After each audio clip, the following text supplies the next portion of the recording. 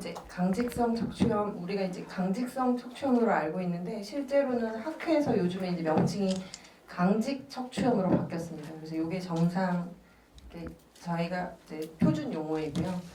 강직 척추염의 진단과 치료에 대해서 말씀을 드리겠습니다. 그 전에도 몇 번 말씀드린 적이 있고 대부분 잘 알고 계시지만 오늘 또 같이 공부하는 시간을 갖도록 하겠습니다. 그래서 이제 대부분 환자분들이 아주 궁금해하시는 내용들 중에 보면 허리가 아프면 디스크인가? 대부분 디스크로 생각하시고 정형외과 가셔서 치료받으시고 이런 경우들이 많고요. 그래서 이제 저희 병이 디스크랑 어떻게 다른지 설명을 좀 드릴 거고, 이제 방금 말씀드렸던 강직 척추염이 대표적인 염증성 요통 중에 하나입니다. 그래서 이제 디스크라는 병은 사실은 우리가 이제 염증성 요통과 좀 상반되는 기계적 요통이라고 합니다. 기계적 요통하고 반대되는 염증성 요통에 대해서 설명을 드릴 거고, 어떻게 진단하고 어떻게 치료하고, 또 실제로 강직 척추염에 대해서 잘 알려진 사실들, 또 잘못 알려진 사실들에 대해서 같이 이야기해보는 시간을 갖도록 하겠습니다. 그래서 대부분 허리가 아프면 다 디스크라고 대부분 생각을 하시는데 실제로 그렇다면 다 디스크인가? 그걸 알아보도록 하겠습니다. 자, 이제 좀 우리 허리 사진인데요. 허리가 아프면 주로 이제 아픈 부위들이 우리가 이제 잘 알려져 있는 디스크라고 하는 부분이 이 이제 척추와 척추 마디 사이에 있는 이 부분이 디스크이고요. 그 다음에 이제 파셋 관절이라 그래서 척추뼈가 이렇게 튀어나와 있는 이 연결 부분, 그 다음에 그 뒤에 있는 근육이라든지 신경, 그 다음에 주변에 있는 척추 인대라든지 주변 근육들, 이런 부분들에 문제가 생겼을 때 주로 허리가 아프다고 하는데요. 우리가 잘 알고 있는 염증성 요통인 강직성 척추염은 좀 부위가 다릅니다. 그래서 여러분이 잘 알고 계시는 엉덩이 관절, 엉치 관절 옆에 이렇게 이제 엉치 관절이 있으면 거기 골반이 있는데 연결되는 이음새 부분을 우리가 천장 관절이라고 합니다. 그래서 실제로 요통이라고 하지만 저희 병의 경우에는 요통이라고보다는 엉치 통증에 가까운 통증이라고 볼 수 있겠습니다. 그래서 엉치 통증, 근데 대부분 이제 엉치부터 시작해서 허리 통증도 같이 있으시기 때문에 상당히 이제 헷갈려하고 허리가 아프면 대부분은 정형외과 간다 이렇게 생각하시기 때문에 진단이 좀 늦어지는 경우들이 있고요. 그래서 보시면 여기 엉덩이뼈 있는 부분, 그래서 여기 빨갛게 표시되어 있는 부분이 우리가 이제 천장 관절이라는 부분입니다. 아까 말씀드렸던 것처럼 엉덩이 관절하고 이렇게 이제 골반 연결되는 이 부분이 천장 관절이 되겠습니다. 그래서 여기에 염증이 생기는 병을 우리가 이제 특징적으로 척추 관절병증 이렇게 명칭을 하고요. 허리가 아픈 원인들을 쭉 보면 역시나 잘 알고 계시는 것처럼 기계적 요통, 그러니까 이제 허리를 삐었다거나 이런 경우가 70% 이상이 해당되고, 여러분이 잘 알고 계시는 나이가 들어서 디스크나 디스크 주변에 파셋 관절에 문제가 생기는 경우가 한 10% 정도에 해당되겠습니다.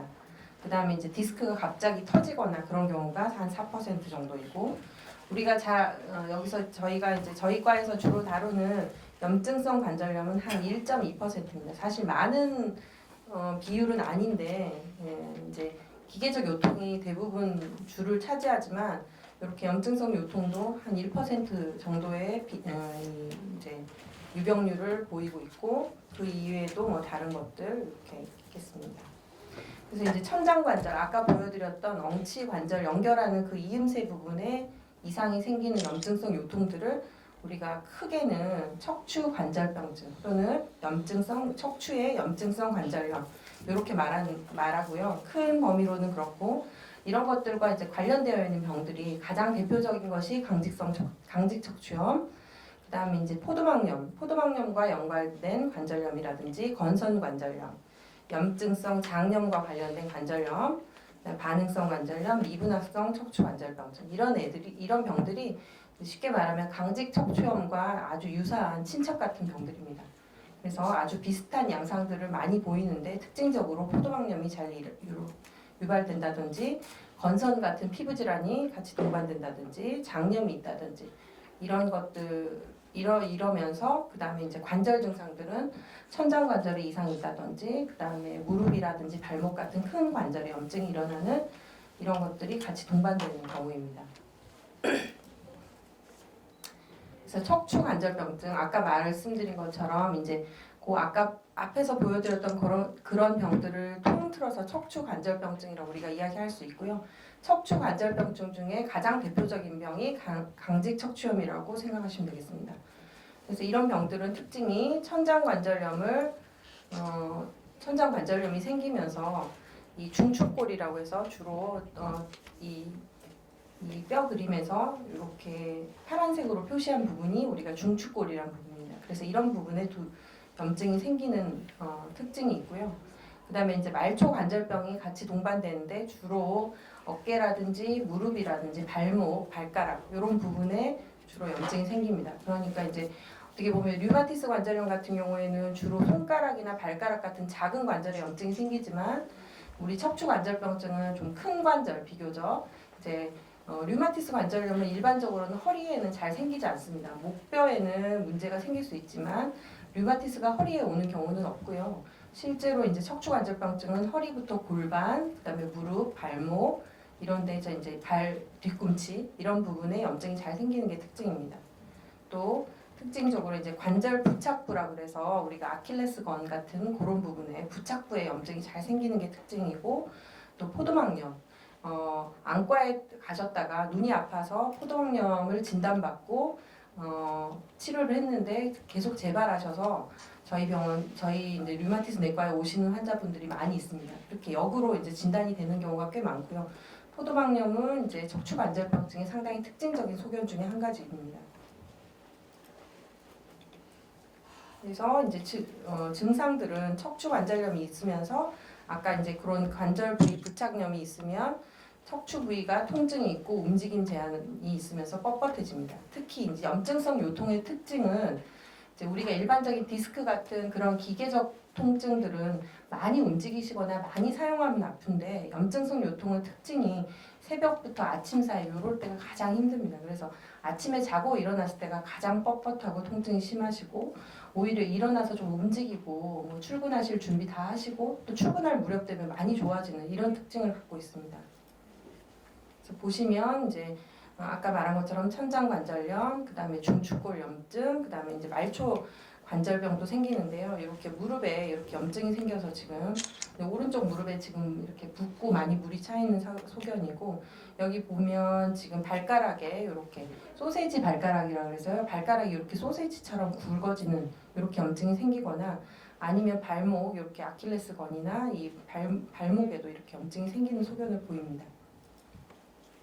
그 다음에 관절 부위 부착부염이라고 그래서요. 부착부염이라는 거는 뼈에 힘줄이 붙는 자리에 염증이 생기는 걸 말합니다.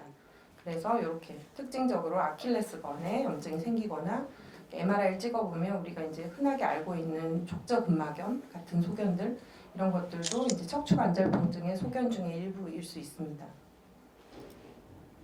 그 다음에 아까 말씀드린 것처럼 전방 포도막염. 포도막이라는 부분이 있는데 전방이 있고 후방 포도막이 있습니다. 그래서 주로 앞 포도막염, 전방에 포도막염이 잘 생기는 게 특징이고요. 전방 포도막염의 특징은 급성으로 잘 나타나고 주로 이제 양쪽이 아니라 한쪽에만 포도막염이 옵니다. 그리고 잘 재발을 하고 HLA-B27이라는 유전자랑 상당히 관련이 있는 걸로 알려져 있습니다.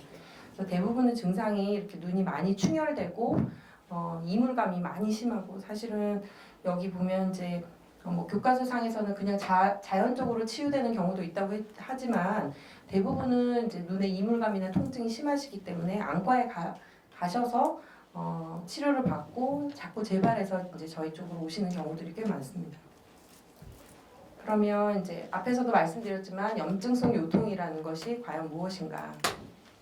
보시면 퇴행 변화에 의한 것이 아니다 이렇게 적혀 있죠. 아까 말씀드린 것처럼 염증성 요통하고 크게 반대되는 개념은 기계적 요통입니다. 그래서 아까 말한 디스크, 연세가 드셔서 이제 디스크라든지 뭐 척추관 협착증 이런 것들하고 이제 반대되는 개념이고요.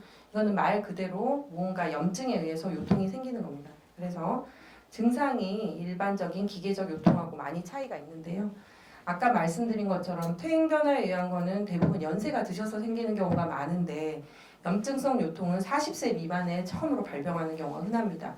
물론 우리가 강직성 척추염이 50대 이후에 발생하는 그런 경우도 비율은 낮지만 있습니다. 50대 이후에 발생하는 경우도 있지만 확률적으로는 40대 미만에 발생하는 경우가 훨씬 많고요. 그 다음에 요통이 3개월 이상 천천히 진행되는 소견입니다. 그래서 어제부터 갑자기 아팠는데 강직성 척추염이다 이런 경우는 없고요. 실제로는 3개월 이상 천천히 증상은 좋아졌다 나빠졌다 계속 호전이랑 악화를 반복하면서 그렇게 가는 경우가 있고, 그 다음에 이제 조조강직이라는 게 염증을 나타내는 가장 중요한 소견이겠습니다. 그래서 아침에 일어나면 많이 뻣뻣하고 불편하신 그런 증상들이, 염증이 아침에 가장 심해지기 때문에 아침이나 새벽에 또 혹은 저녁에 자다가 허리가 아파서 깬다든지 아침에 일어나서 굉장히 뻣뻣했는데 일어나서 움직이고 좀 스트레칭하고 하면 굉장히 많이 편해진다. 이런 것들이 특징적인 증상입니다. 또 운동에 의해서 호전된다. 우리가 기계적 요통 같은 경우에는 사실 많이 움직이시면 더 아프거든요. 많이 걷거나 많이 운동을 하면 더 많이 심해지는데 강직성 척추염 같은 염증성 요통은 오히려 운동을 많이 하면 좋아집니다. 그래서 누워서 쉬거나 한 자리에 계속 있거나 계속 자거나 그러면 저녁이나 이럴 때 이제 자다가 새벽에 요통으로 깨는 경우가 많습니다. 그래서 이제 두 가지 병을 비교를 해보면 아까 말한 것처럼 기계적 요통은 물론 젊은 나이에 올 수도 있는데 사실은 일반적으로는 연세가 드셔서 오는 경우가 많고, 염증성 요통은 40세 이하에 흔합니다. 그다음에 기계적 요통 같은 경우에는 아까 말씀드린 것처럼 갑자기 급성으로 올 수도 있고 천천히 계속 그러실 수도 있고요. 그다음에 염증성 요통은 아까 말씀드린 것처럼 반복적으로 엉치 통증이 있는데 오히려 쉬면 더 나빠지고 조금 움직여야 편해지는 소견이 있습니다. 그렇지만 기계적 요통은 대부분 많이 움직이면 아프시고 쉬면은 휴식을 하면 좋아지는 특성이 있습니다. 그다음에 조조강직이 아까도 말씀드렸지만 이제 조조강직이라는 게 염증성 요통을 나타내는 가장 특징적인 소견인데요. 아침에 일어나시면 한 3, 40분 이렇게 계속 뻐근하고 뻑뻑하고 이런 증상들이 있으시고, 기계적 요통 같은 경우에는 그런 건 별로 없습니다. 오히려 많이 움직이시거나 그러면 더 힘들고요. 그다음에 염증 수치는 이제 염증성 요통 같은 경우에는 일반적으로 증가한다고 되어 있는데 실제로 저희 염증성 요통 환자 중에 염증 수치가 전혀 변화가 없으신 분들도 많습니다. 일반적으로는 염증 수치가 조금은 올라가는 걸로 되어 있고요. 기계적 요통의 경우에는 염증 수치에는 크게 변화는 없습니다. 그래서 강직 척추염을 어떻게 진단하느냐? 이 그림을 보시면 우리가 첫 번째 이제 강직 척추염의 그 증상이 있었을 때 그래프가 이런 식으로 올라가게 되는데요. 이제 처음 시작된 게 한 10대에서 20대 초반 요럴 때 많이 생기는데 실제로는 진단까지는 이렇게 갭이 있습니다. 그래서 실제로는 증상이 있지만 계속 통증이 있는 게 아니라 통증이 좀 반복적으로 좋아졌다 나빠졌다 하고, 그 다음에 이제 진통 소염제를 드시면 아주 잘 반응하기 때문에 대부분 소염제 드시고 그냥 경과를 보다가 또 이렇게 지연되고 해서 진단이 늦어지는 경우들이 많은 것 같습니다. 그래서 2000년도 조사에 따르면 평균 진단 지연이 한 9년 정도 된다고 해요. 그래서 병원에 오셨을 때는 이미 발병한 지 한 9년에서 10년 정도 지나신 경우가 아주 흔한 걸로 되어 있습니다. 그래서 이제 실제로는 사실은 이 사진은 이제 환자분들한테 보여드리면 아주 싫어하는 사진인데요.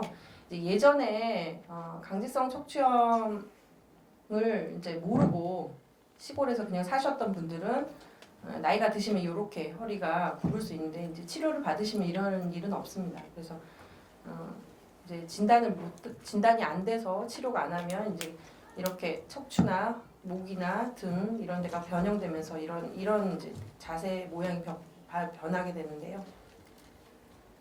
그래서 이제 치료를 안 하고 계속 진행되면 흉골하고 늑골 움직임에 제한이 발생해서 숨 쉬는 것도 불편하고 앞가슴 통증 같은 게 심하게 오기도 하고 그렇습니다. 그래서 실제로는 호흡기 내과나 심장내과에 먼저 가시는 경우도 있고요. 앞가슴에 통증이 있어서 심장 검사를 다 하고 심장내과에서 저희한테 오시는 경우도 있습니다. 그래서 이제 천장관절염이라는 거는 우리가 보통은 아까 말씀드린 것처럼 3개월 이상의 염증성 요통이 의심되는 환자가 있으면 저희가 천장관절 사진을 찍게 되는데요.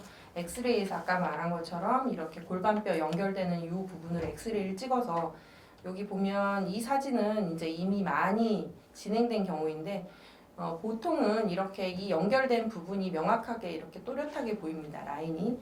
이거는 이제 정상 그 천장관절 사진이고요. 이제 많이 진행되신 분들은 이렇게 천장관절이 거의 한 덩어리로 뭉쳐져서 잘 안 보이는 사진을 보이게 되겠습니다. 그래서 보시면 사진이 이제 여기서부터 지금 엑스레이 사진상으로 1단계, 2단계, 3단계, 4단계인데요. 1단계에서는 이렇게 사진상으로 라인이 보이지만 약간 흐린 정도. 2단계에서는 이제 주변에 이렇게 하얗게 보이는 이제 뼈가 약간 경화된 소견들을 보이게 되고요. 3단계에서는 이제 뼈가 많이 마모돼서 이렇게 불규칙한 소견을 보이고 4단계에서는 이제 여기가 같이 이제 다 붙어서 정확하게 라인을 볼 수 없는 이런 단계까지 가게 됩니다. 그 다음에 이제 우리가 천장관절은 이제 엑스레이도 찍지만 CT를 찍기도 하는데요. CT 상에서는 이제 뼈가 이렇게 많이 밀안되어 있는 이런 것들을 확인하기 위해서 CT를 찍고요. 사실은 최근에는 CT보다는 MRI를 많이 하고 있습니다. 엑스레이는 사실은 이제 뼈가 이미 많이 손상이 돼야 정확하게 볼 수 있기 때문에 초기 환자를 이제 진단하는 데는 조금 무리가 있습니다. 그래서 실제로 염증성 요통이 있고 강직성 척추염이 굉장히 의심되는데 엑스레이가 정상인 분들이 있습니다. 그런 경우에는 우리가 MRI를 찍어서 진단이 늦지 않게 확인을 하고요. 여기 보면 MRI 상에서 이렇게 염증이 있는 부분들 이렇게 T1 웨이티드 이미지에서 이렇게 하얗게 염증 소견이 관찰되고 있습니다. 이런 분들을 사실 엑스레이 찍으면 그냥 정상으로 보이는 경우가 많거든요. 근데 MRI 찍으면 이런 급성 염증 부위들이 다 나타나기 때문에 사실은 비용적인 문제가 가장 크지만 진단을 위해서는 MRI가 필요합니다. 그래서 이제 지금은 이제 저기 골반 있는 부분의 사진을 보여드렸고요. 그다음에 척추는 실제로는 이렇게 항상 말씀드리지만 이렇게 동그랗게 네모나게 보이는데 결국은 병이 진행되면 실제로 강직 척추염의 환자들은 이 척추에서 이 양 사방 모퉁이 있는 컬럼이라는 부분, 컬럼에 모퉁이 있는 부분에 염증이 잘 생깁니다. 그러면서 뼈가 이렇게 자라나게 되고요. 결국은 이 뼈가 하나로 뭉쳐져서 이렇게 나중에는 이제 이런 것들이 쭉 쌓이면 대나무처럼 이 허리가 뻣뻣해지는 그런 소견을 보이게 되겠습니다. 그래서 아까도 말씀드렸지만 여기 지금 표시한 부분들 이렇게 이 모서리 부분에 이런 부분에 염증이 잘 생기고요. 이게 이제 많이 진행되면 이렇게 하나로 붙게 됩니다.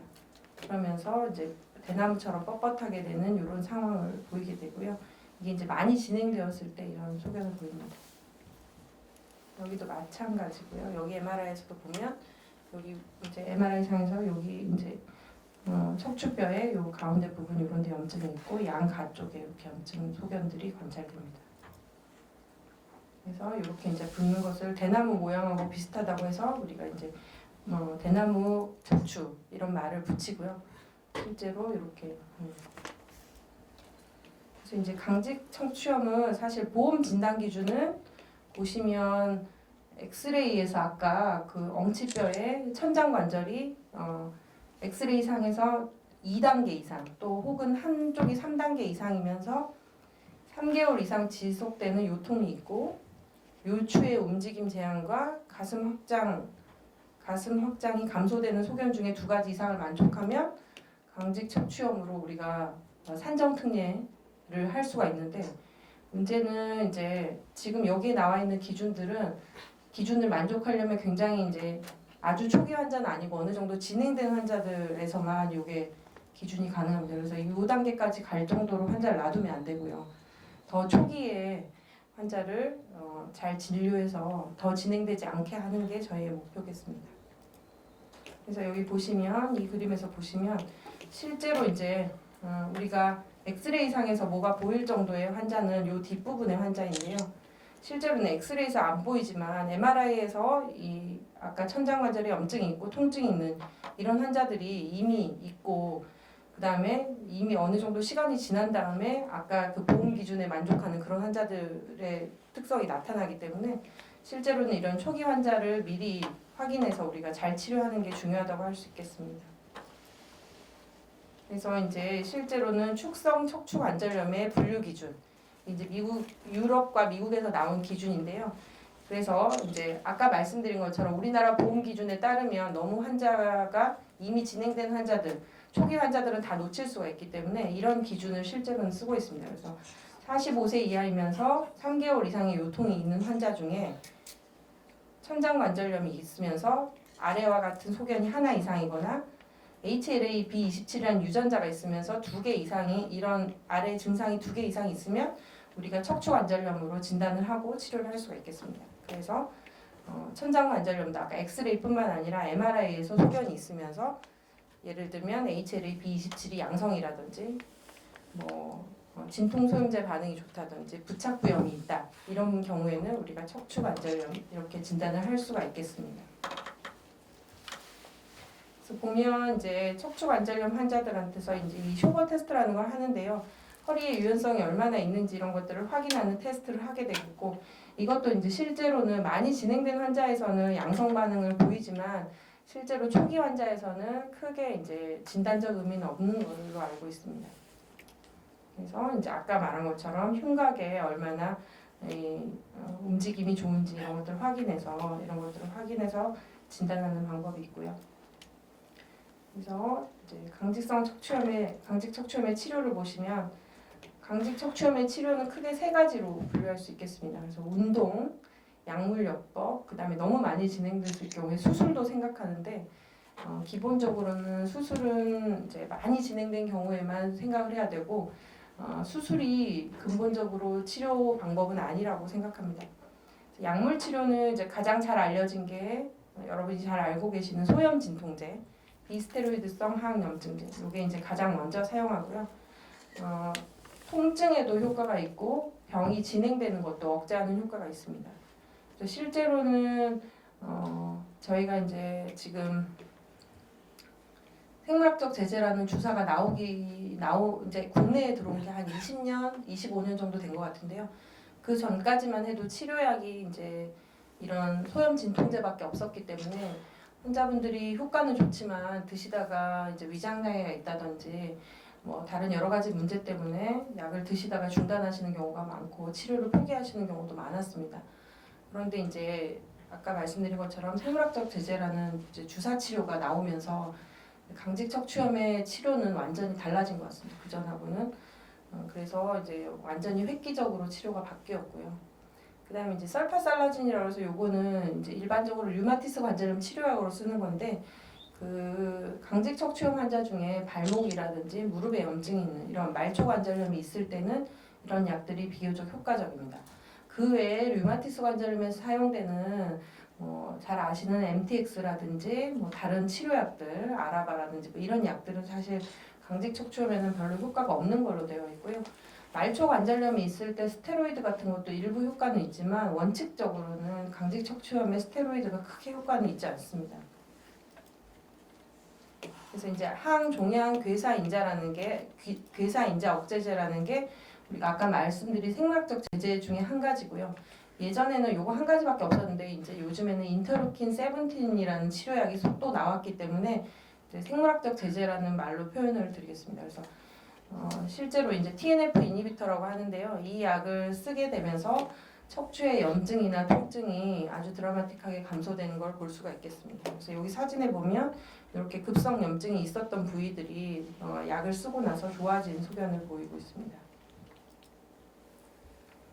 그래서 이제 이런 말이 나온 이유는 아까도 말씀드렸지만 예전에 소염 진통제밖에 없을 때 환자분들이 약물 치료하시다가 약 드시다가 속 쓰리고 그다음에 막 위장관 출혈 있으시고 신장 기능도 나빠지고 막 이러면서 치료 포기하시고 막 산에 가서 이제 막 수도원 같은 데 가시는 분도 있고 그냥 운동만 하시는 분도 있고 그랬는데 그러다가 이제 치료 시기가 많이 늦춰져서 나중에 이제 굉장히 이제 수술을 하신다거나 이렇게 일상생활이 불편해지는 경우가 많았는데 이제는 이 주사 치료가 나오면서 상당히 많은 치료에 효과가 있고요. 그래서 적극적으로 진단하고 치료하는 게 굉장히 중요하다고 말씀드릴 수가 있겠고요.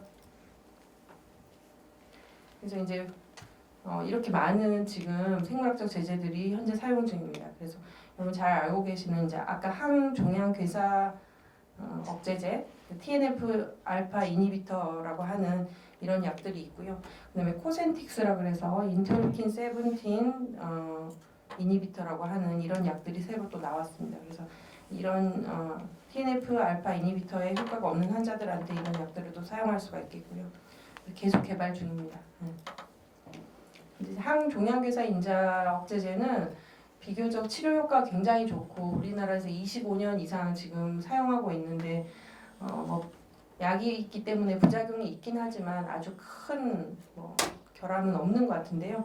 그래도 이제 부작용들을 좀 보면 가장 문제가 되는 게 이제 감염입니다. 그래서 이 약을 쓰시게 되면 사실은 강직성 척추염이 굉장히 좋아지긴 하지만 정상 면역 기능도 좀 떨어질 수가 있기 때문에 결핵이라든지 이런 것들이 좀 발생하는 경우가 있습니다. 그래서 여기 주사 맞으시는 분들은 아시겠지만 사실은 그렇기 때문에 주사를 하기 전에 저희가 잠복결핵 검사를 다 하고요.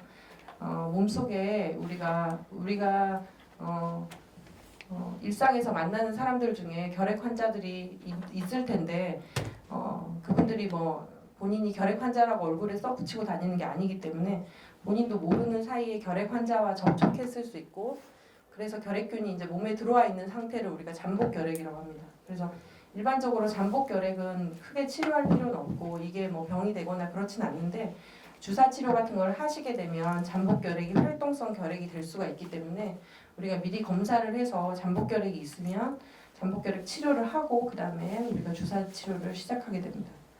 그 다음에 이제 이 감염이 가장 큰 문제이고요. 이제 그 밖에는 주사 받는 부위에 약간 이제 이렇게 알레르기 반응 같은 게 좀 있으시거나 그다음에 이제 기저질환이 심부전이나 이런 게 있으신 분들은 이런 주사는 좀 피하셔야 되고요.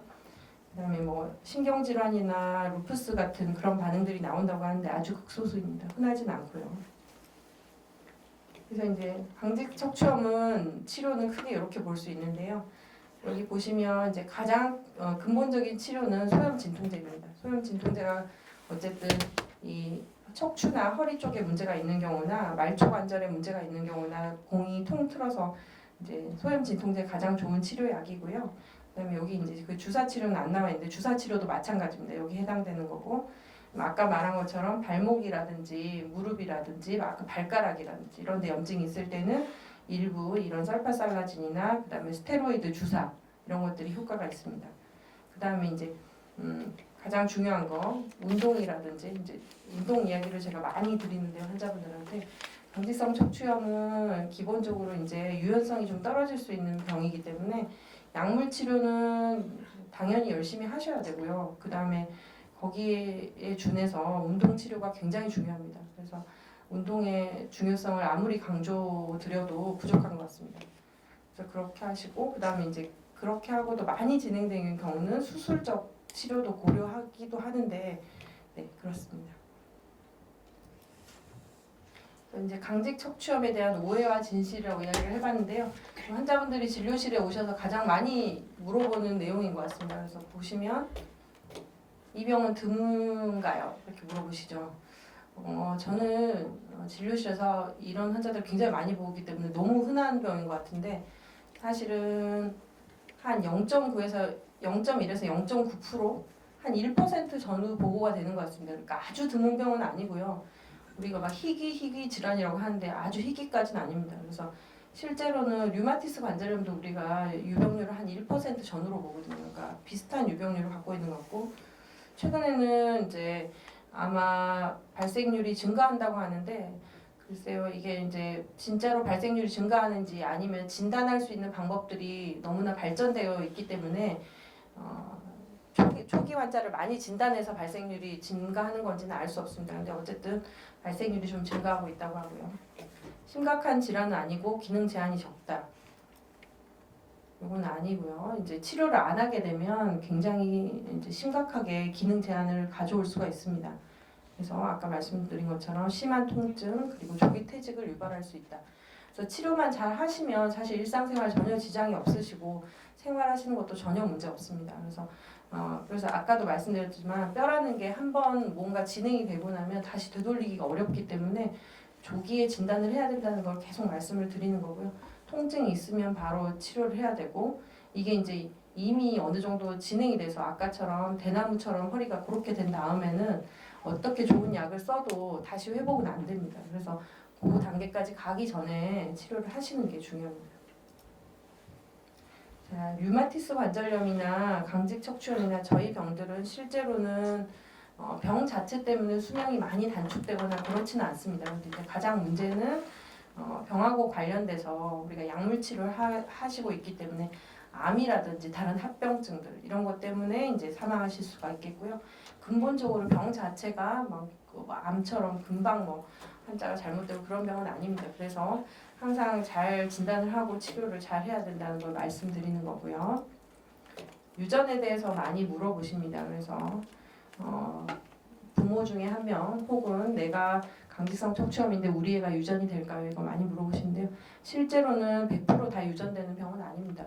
근데 유전성이 있는 거는 맞고요. 실제로는 이 HLA-B27이라는 유전자가 상당히 관련성이 있는데 척추염 환자 한 90% 정도에서 이런 유전자가 양성이지만 실제로 뒤에서 다시 말씀드리겠지만 유전자 양성인 환자 중에 양성인 사람 중에 환자로 발현될 경우는 한 20% 전후입니다. 그래서 부모가 이런 유전자를 가지고 있다고 해서 반드시 자식이 유전된다 이건 아니고요. 그 다음에 남녀 비율은 남자가 조금 많습니다. 보통 한 3배에서 6배까지도 보는데 최근에는 여자한테서도 발생률이 좀 증가하고 있어서 여자한테는 안 생기는 병은 아니고요. 남자가 좀 많긴 합니다. 그다음에 제일 많이 물어보시는 게 음식, 운동 이런 거 많이 물어보시는데 특별한 음식 없고요. 다 골고루 잘 드시면 됩니다. 그래서 음식은 특별히 가리실 것도 없고 특별히 좋은 것도 없고요. 그 다음에 이제 악화 요인은 항상 말씀드리는데 흡연입니다. 그래서 류마티스 관절염도 마찬가지고 강직 척추염도 마찬가지고 악화 요인 중에 가장 중요한 거는 담배입니다. 그래서 제가 이제 우스갯소리 환자분들한테 담배 태우실 거면 다음 외래에서 못 뵙겠습니다 이렇게 말씀드리는데요. 담배는 반드시 끊으셔야 되고요. 담배를 태우시게 되면 병이 굉장히 나빠집니다. 그래서 그거는 꼭 피하셔야 되고요. 운동은 사실은 이제 이따가 우리 운동관리사 선생님께서 잘 설명해 주시겠지만 일반적으로는 너무 무리가 되지 않으면서 근력을 키울 수 있는 그런 운동들이 좋은데요.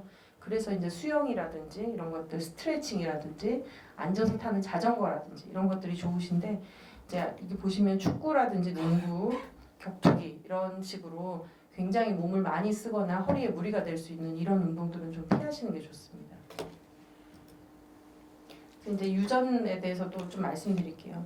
부모가 강직성 척추염일 경우 이 유전자가 자식한테 갈 확률은 50% 정도인데요. 이 유전자가 있다고 해서 모두 환자가 되는 건 아닙니다. 그래서 부모가 이 유전자가 있을 때 아이가 척추염으로 발생할 확률은 20% 정도고요. 할머니 할아버지가 그럴 경우에는 한 5% 정도라고 합니다.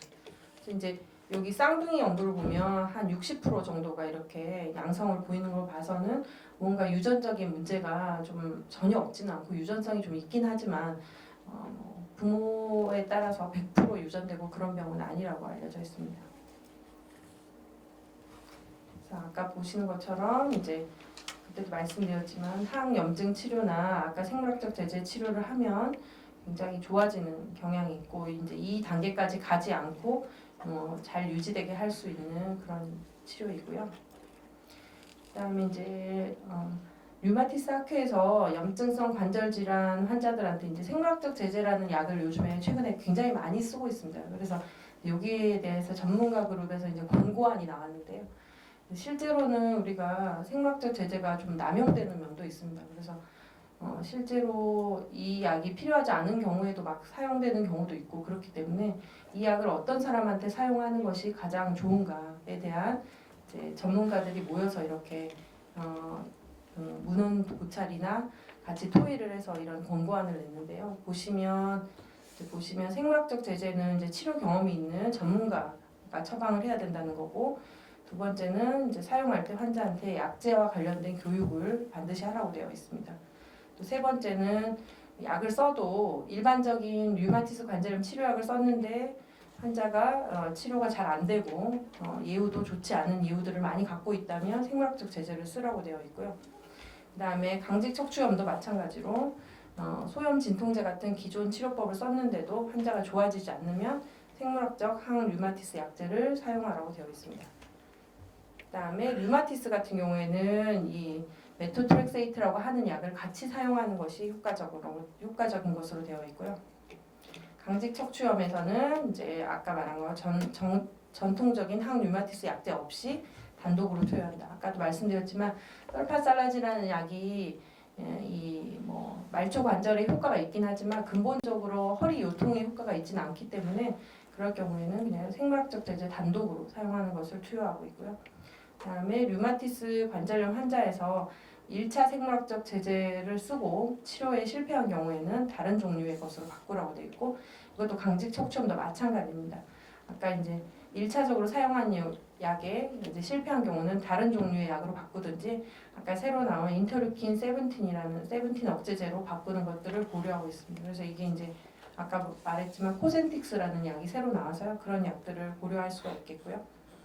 그다음에 이제 잠복 결핵에 대한 이야기들, 비형 간염 여부, 그다음에 추적 관찰 이런 이야기들이 이제 권고되고 있습니다. 네, 여기까지입니다.